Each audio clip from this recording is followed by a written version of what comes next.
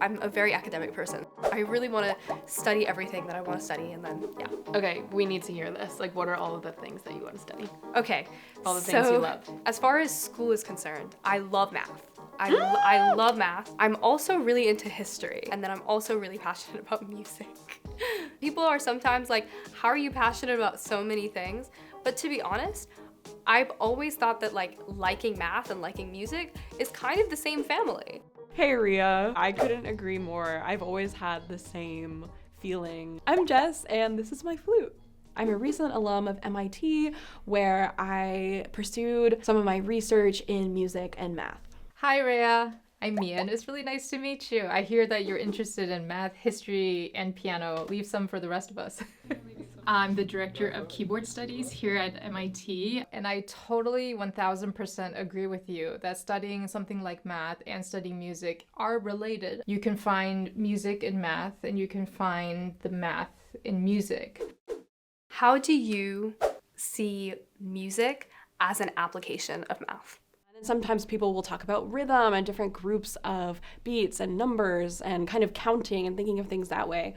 And I think when I got to college, I started to do more of this proof-based math. Math to me now is a lot about finding truth and proving ideas. And I'm starting to see music in a similar way. My most recent project, and one of the projects that was kind of at the center of my thesis here at MIT, was this idea of the flute as a laboratory for sound.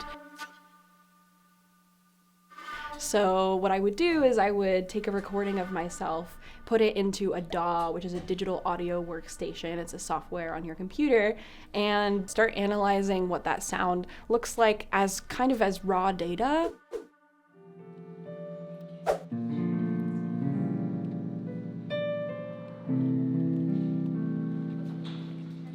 Hi, MIT.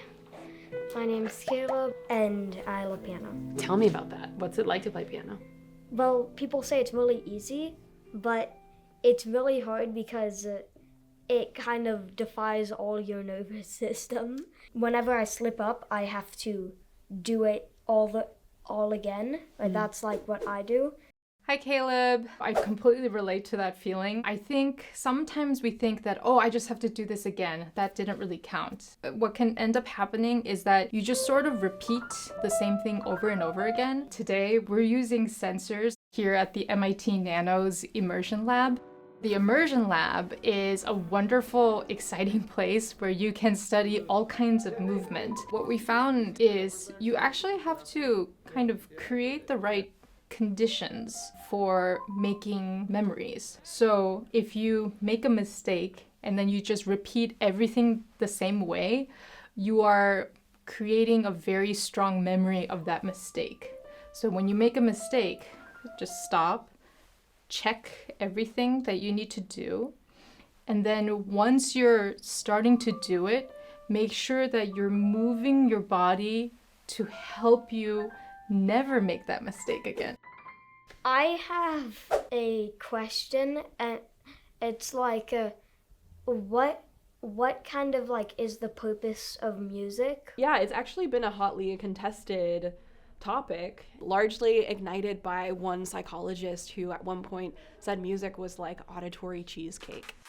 So basically, just a form of entertainment that kind of serves no function.